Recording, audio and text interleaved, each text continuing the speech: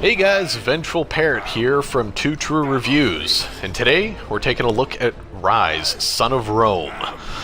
It's an Xbox One launch title that's kind of gone under the radar for most people, and today I'm here to tell you why you should reconsider it. Now, this is going to be a very lengthy review. It's going to be 3 parts, starting today and finishing up on Christmas Eve. Now, today I'm primarily going to be talking about, what's good about the game.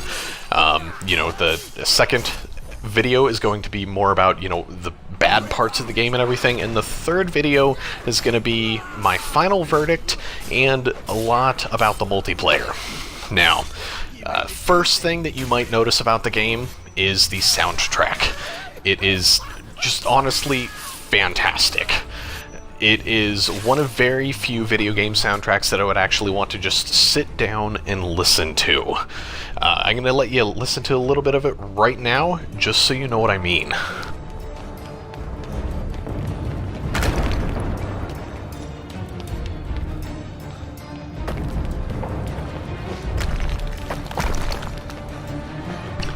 Now, as you can see, the soundtrack itself is basically setting the mood, and it's doing a very good job at it, and obviously the rest of the sound design plays a part in this too, but the soundtrack is kind of what carries it all.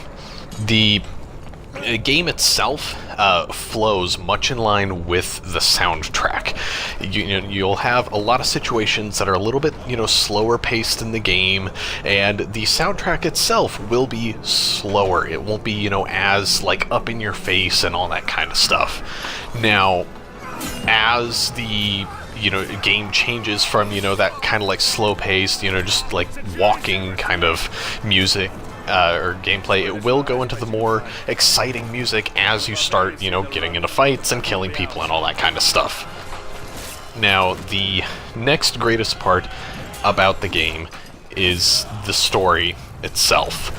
As if the soundtrack wasn't enough to help you kind of get that, idea of what's going on, the story is very well thought out, it flows, and there are very, very few inconsistencies.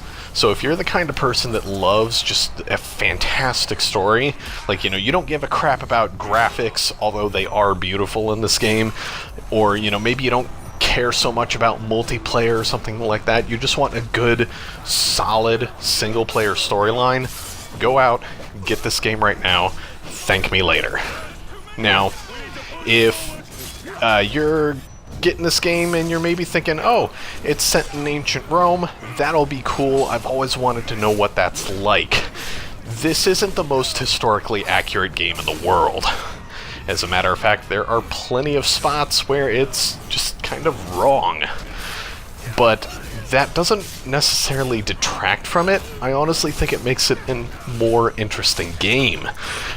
But like I said, there are several parts where it just doesn't match up with history, and that's more in terms of, it's weapon design, that kind of stuff, what's actually feasible with the weapons they're using, but also the gods, the Roman gods, do make appearances. So this isn't necessarily historically accurate as much as it is just kind of like a ancient Roman fantasy game.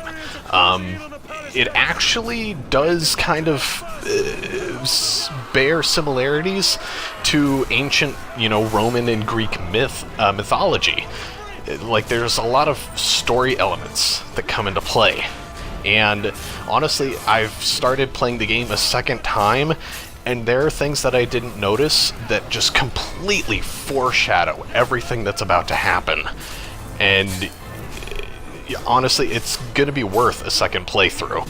Whether or not I have time for it is a completely different thing, but that's neither here nor there. So, right now, all you need to take away from this is if you like soundtracks and you like great stories, go out and buy this game. You will absolutely love it. If you're on a budget, maybe wait until a price drops, or, borrow it from a friend, a sale on Amazon or eBay or something like that. Either way, it's worth it. I'll see you guys tomorrow for part 2. Vengeful Parrot, signing off.